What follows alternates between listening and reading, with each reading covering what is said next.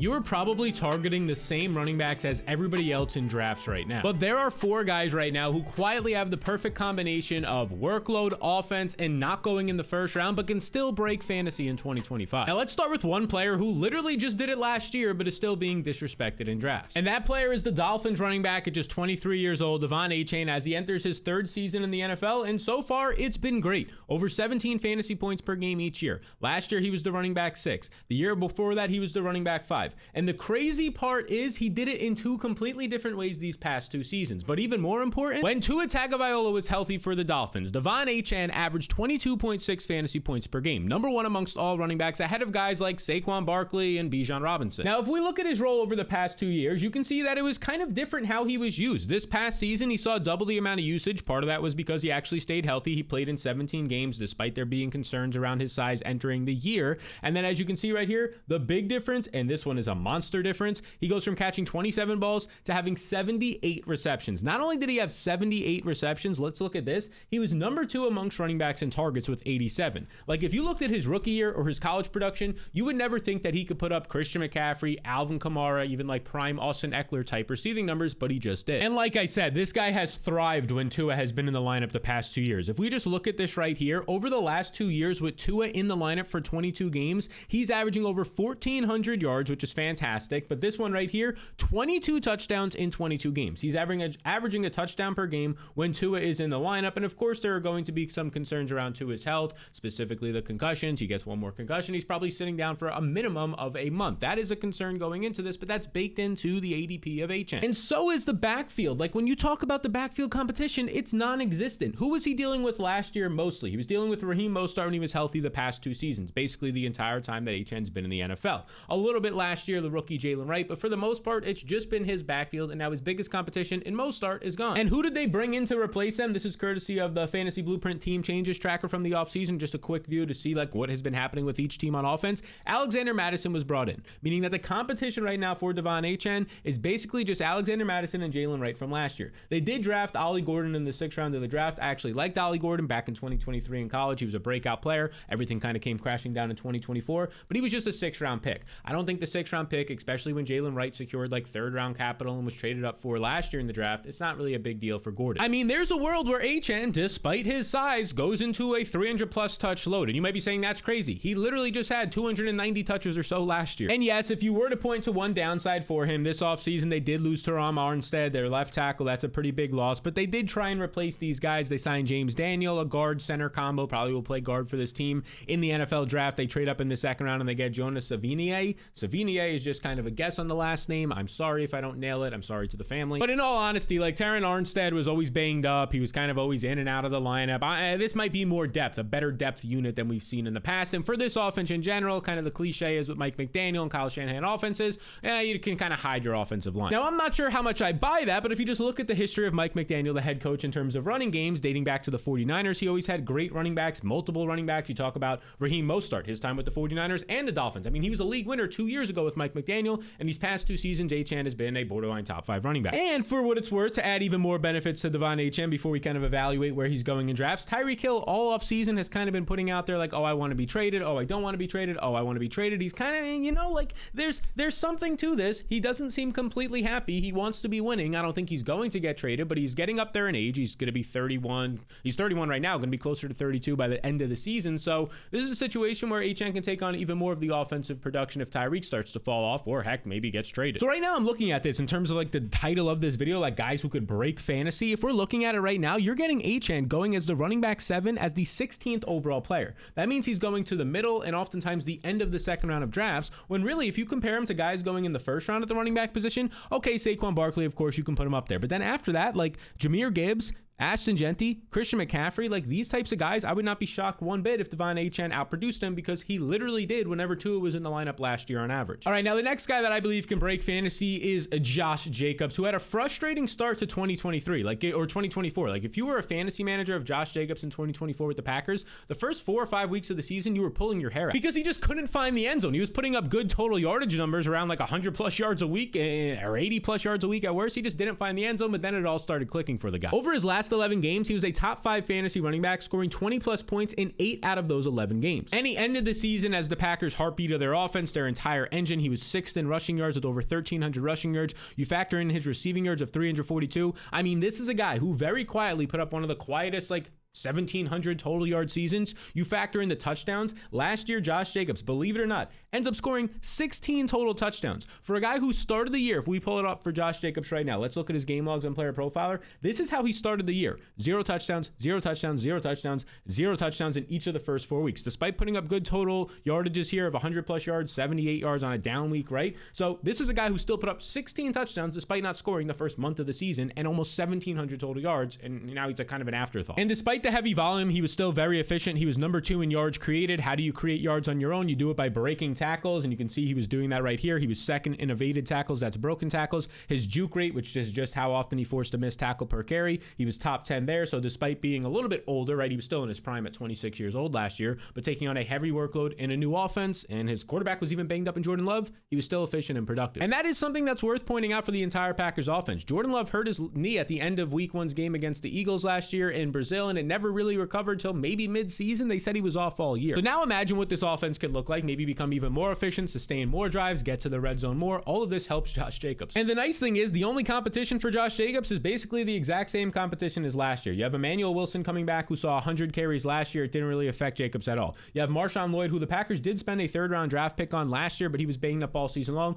We'll see if he can contribute this year, maybe like a sleeper for just a stash, a late round stash as like a handcuff in Marshawn Lloyd. We'll see what happens there. Christopher Brooks comes over from the Dolphins in the past. He played for the Packers last year. Actually like Christopher Brooks. If you're a Packers fan watching this, or you just love backup running backs, 3rd string running backs, Brooks had a lot of juice last year. But that doesn't mean that these guys are just going to come in and take Josh Jacobs' workload away. Nowhere near it. He's been the clear proven guy.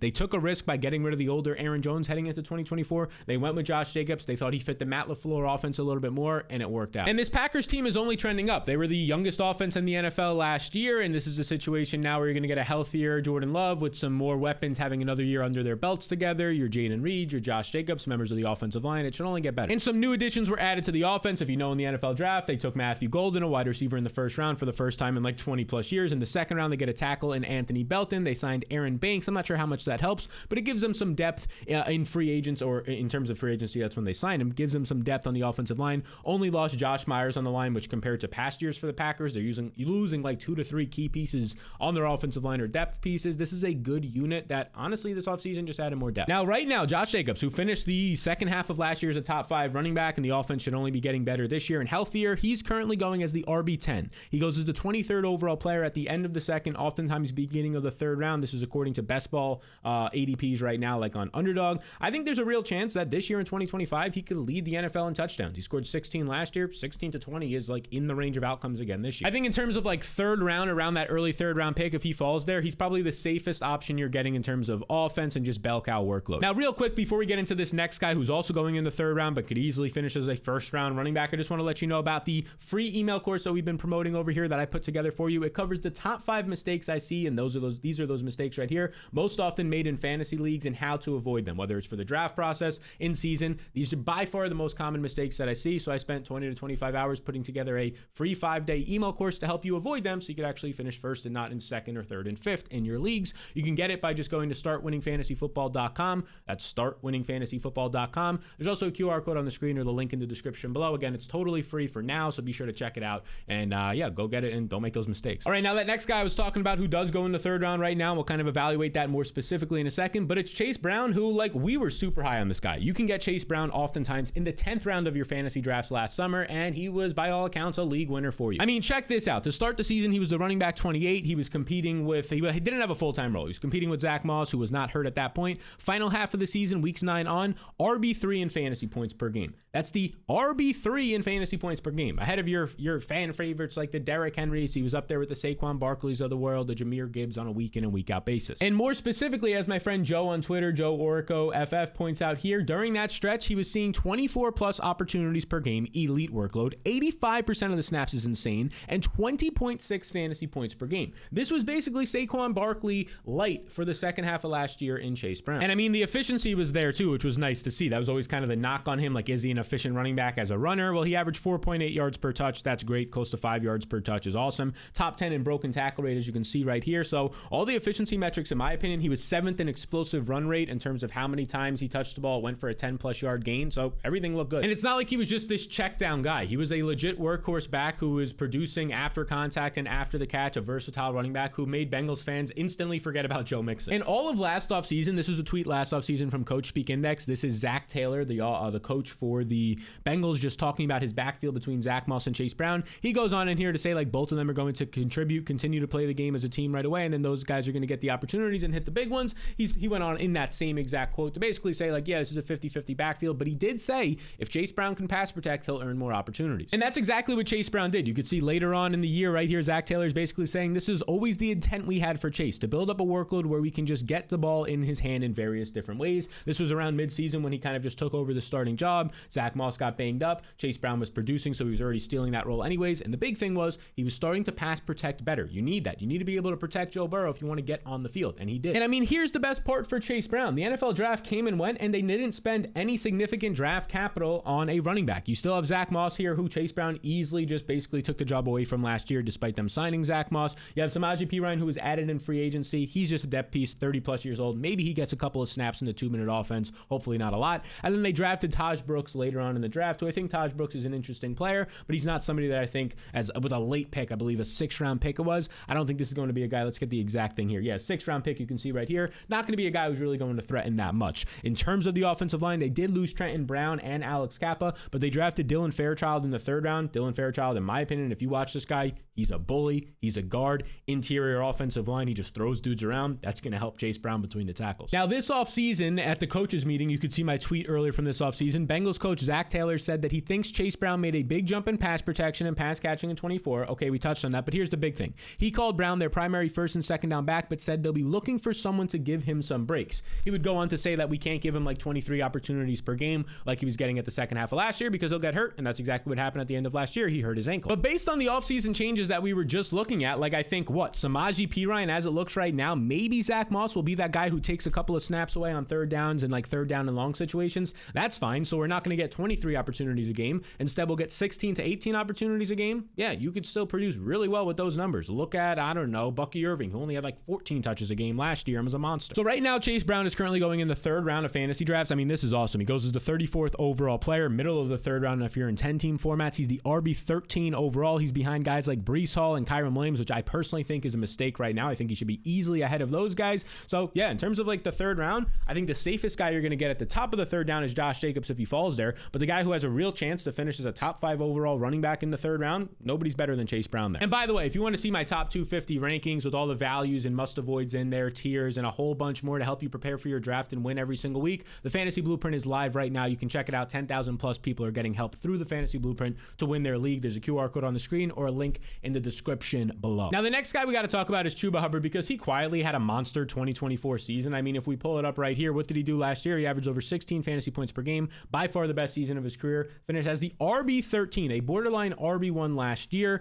Kind of came out of nowhere, right? Everybody was high on Jonathan Brooks, even though he was starting the year on the PUP list. Chuba Hubbard came in for those first 4 to 6 weeks and just never looked back. So much so that despite missing time at the end of the year, he still put up basically 1,200 rushing yards. That was 8th in the NFL. He scored double-digit touchdowns. He had a massive workload of 250 carries. The guy was fantastic. He added 43 receptions, like very quietly, one of the quietest 295 touch seasons you'll ever see. But what made Chuba Hubbard different was just how strong his opportunity share was in this Panthers backfield. And part of this was just due to having no competition with Jonathan Brooks banged up and like Miles Sanders not being able to do anything for the team. He was 3rd overall in running back snap share at 73%, 77% as you can see right here. And he was 4th overall in opportunity share, a 78% opportunity share. That's how many of your backfield carries and targets you saw. I mean, that's like Saquon Barkley level in terms of how efficient and dynamic and big of a workload you're seeing for your team. And the Panthers were taking notice. Like if you had him on your fantasy team or you're facing him week in and week out, you knew that he was producing. The Panthers did too. They signed him to a 4-year deal worth $33 million last year, right? Like it was an offseason heading into it where there was really no running backs going to hit the free agent market. Aaron Jones was like a big name. The Vikings ended up re-signing him. Hubbard was probably going to be like the star running back to hit the market. So the Panthers said, let's sign this guy before he gets there. Which if you are curious, it now makes Hubbard, as of this recording, the 8th highest paid running back in the NFL. And that this does doesn't mean much. It just means that his contract was recent. As you can see, like Ramondre Stevenson's on here, DeAndre Swift's on here. So if you just got like a recent contract, you're probably going to be on this list. But it is worth noting, like, he's currently making more money than the Josh Jacobs who signed a contract recently, then David Montgomery who signed an extension recently, saved for Derrick Henry on his extension. So like, he's still getting paid like a top running back, which is maybe not something you would ever think. Now, Hubbard did end his season with a knee injury. There's a little bit of a calf issue in there as well, but it's not thought to be major at all because, I mean, we'll just read this quote. His own head coach said last year when asked about this, the week that they kind of put him on IR and quote unquote shut him down, it says right here, Canales was asked about shutting down running back Chuba Hubbard, was placed on IR because of a calf strain, also a knee injury. It came out later. He explained that it wasn't about saving anyone, like saving Chuba Hubbard with the season being over. He said Hubbard had a 2 to 4 week injury with only 2 games left to play. So it's pretty simple here. They had 2 games left to play.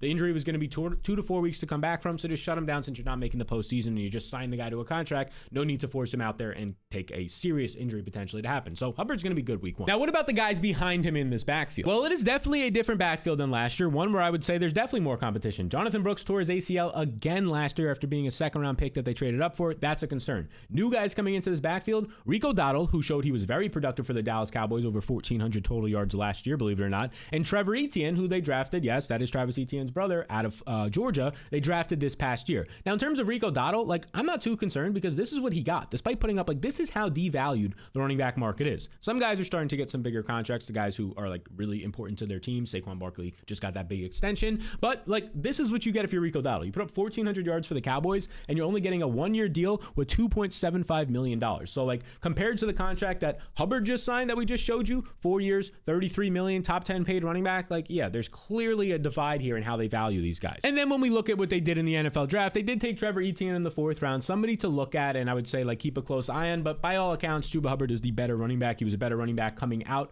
of college as well at Oklahoma State, where he had a 2,000 plus yard season, and he's the better running back compared to both of them, like, right now today. And it's worth pointing out that Bryce Young took a step forward towards the end of last year. The O-line started to get pretty elite down the stretch. Like, heading into 2024, they invested heavily into their guards and their offensive line to help Bryce Young, and it paid off. They were a good O-line last year, and the offense should only improve this season as they're heading into it, right? Like, you just look at what they lost on offense, not much. Miles Sanders, Felix Jones, Ian Thomas, Felipe Franks, guys who were doing nothing for their team. What they added, Ted McMillan, a true top 10 overall pick, wide receiver 1 for your team. Trevor Etienne gives you some depth. Mitchell Evans, a tight end who's pretty impressive and I thought a value. And Jimmy Horn's a 6th round wide receiver. We're not going to hype up a 6th round wide receiver, but I do think there is, like, kind of some sneaky value to him. And then there's the coach, Dave Canales, who rebuilt Geno Smith in Seattle a few years back, who rebuilt the Baker Mayfield in the Bucs and got Baker Mayfield a $100 million contract. And now, as we just saw last year, it took a couple of bumps and some brutal start to the season, but he's kind of rebuilding Bryce Young and the Panthers offense now. So even if Chuba Hubbard's snap dropped to like 65% instead of closer to 80, he's probably still going to see close to 250 to 275 touches again. And right now he's going as the running back 19. He's going in the 5th round of fantasy drafts, which I think makes him one of the biggest steals you can find right now.